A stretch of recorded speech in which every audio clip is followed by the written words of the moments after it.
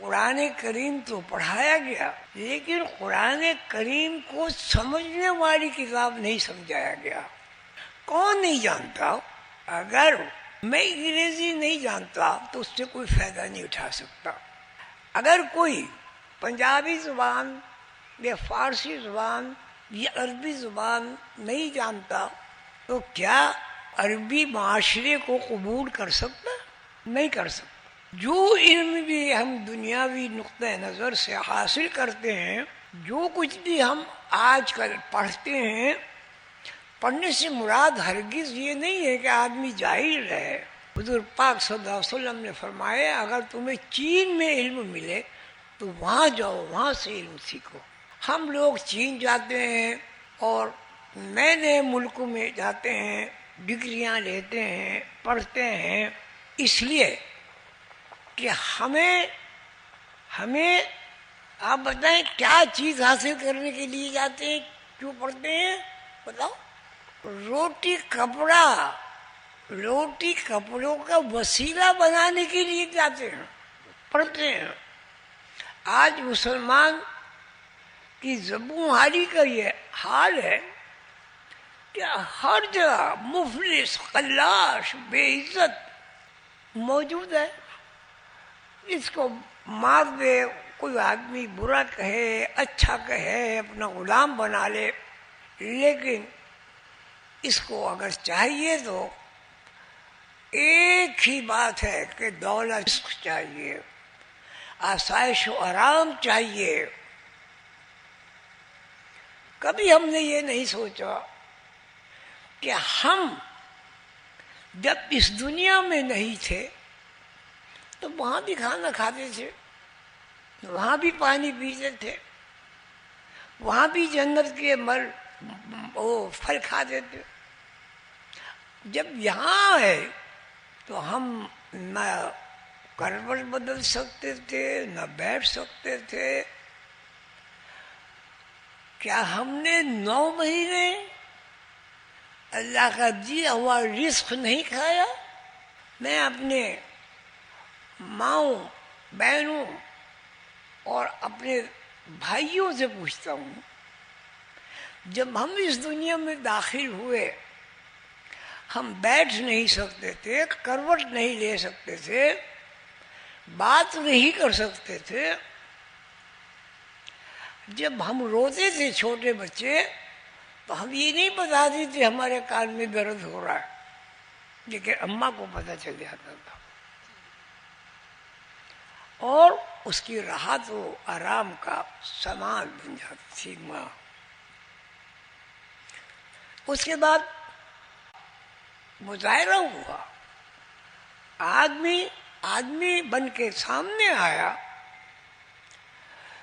تو 16-17 سال تک اللہ تعالیٰ نے ماں باپ کو وسیلہ بنایا۔ یہ میں اس لیے عرض کر رہا ہوں کہ آج کی دنیا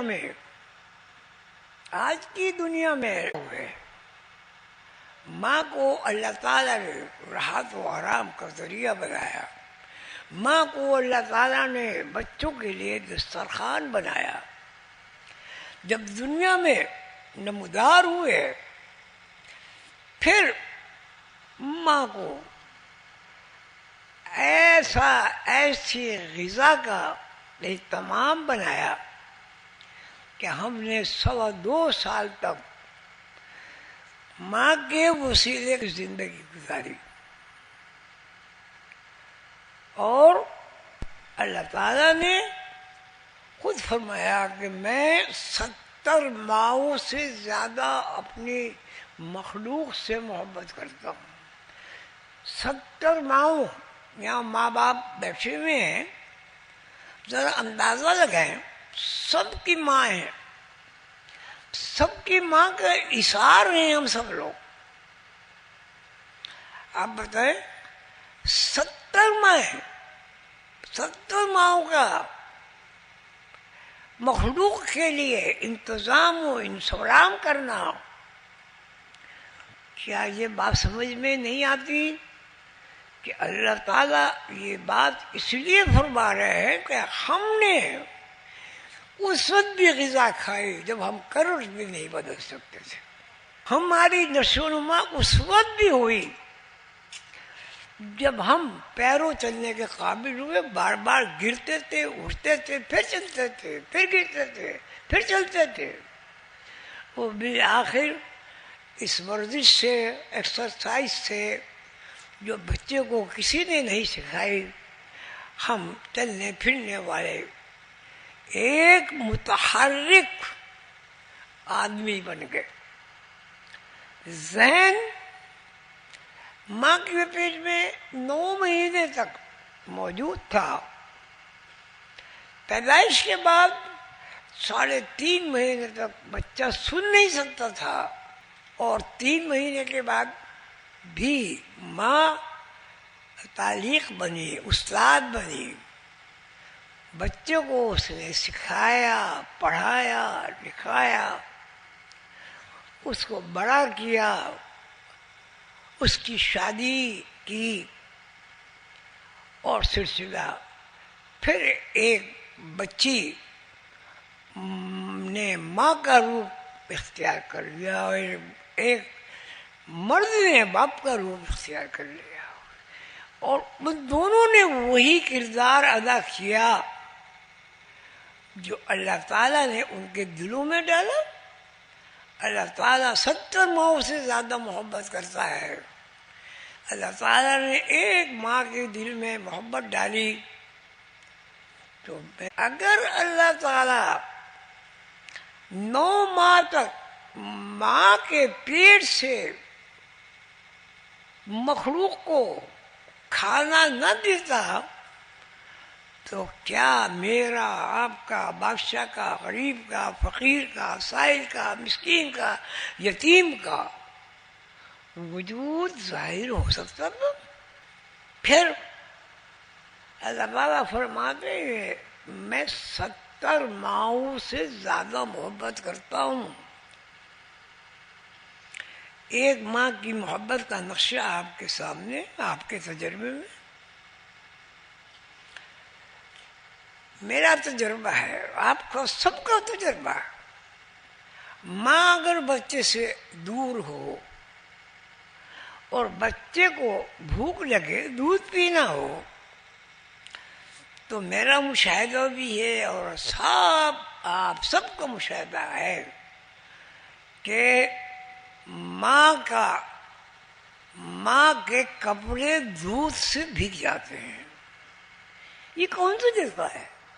اور ماں کے ذہن میں ایک ہی بات آتی ہے، بچہ بھوکے رو رہا ہو. وہ دوڑتی ہے، بچے کو غذا فراہم کرتی ہے. یہ بات ہے مردوں کی، آدمیوں کی. اب آپ ذرا جانوروں پہ روشنی ڈال دیجیے. بچہ آدمی کا بھی ہوتا ہے، بچہ کبوتر کا بھی ہوتا ہے، بچہ گائے، بیل، بھینس، شیر کا بھی ہوتا ہے. ماں کے جو جذبات ہیں، ماں کی اپنے بچے سے جو مناسبت ہے، جو ماں کا حصہ ہے بچے کے اندر، اس کا تقاضا ہے کہ بچے کی ہر طرح قربانی دے. اگر ماں کی قربانی نہ ہو اور باپ کی سرپرستی نہ ہو تو کیا یہ ساری مخلوق ہمیں نظر آ سکتی اللہ تعالیٰ کے قانون کے تحت؟ اللہ رحیم ہے، اللہ کریم ہے. اللہ تعالیٰ مخلوق کی دستگیری فرماتا ہے.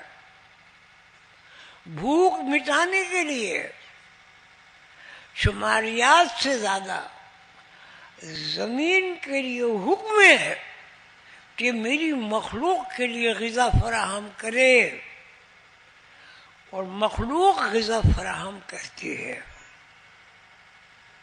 پانی کے لیے حکم ہے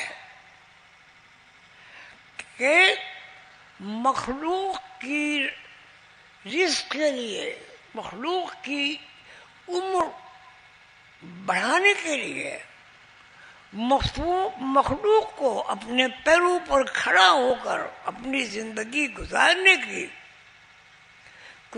کی صلاحیت عطا فرمائے. پانی، سمندر میں پانی، دریا میں پانی، نہروں میں پانی، زمین کے اندر پانی، نلکوں میں پانی، بارش میں پانی. یہ مختصر سی میں نے آپ سے بات عرض کی ہے. اب یہ بتائیں کہ ہمارا وجود، ہمارا چلنا پھرنا، ہمارا ماں باپ بننا اور ہمارے دوست بننا، برادریاں بننا، پرندے بننا، اگر اس سب کے وسائل موجود نہ ہوں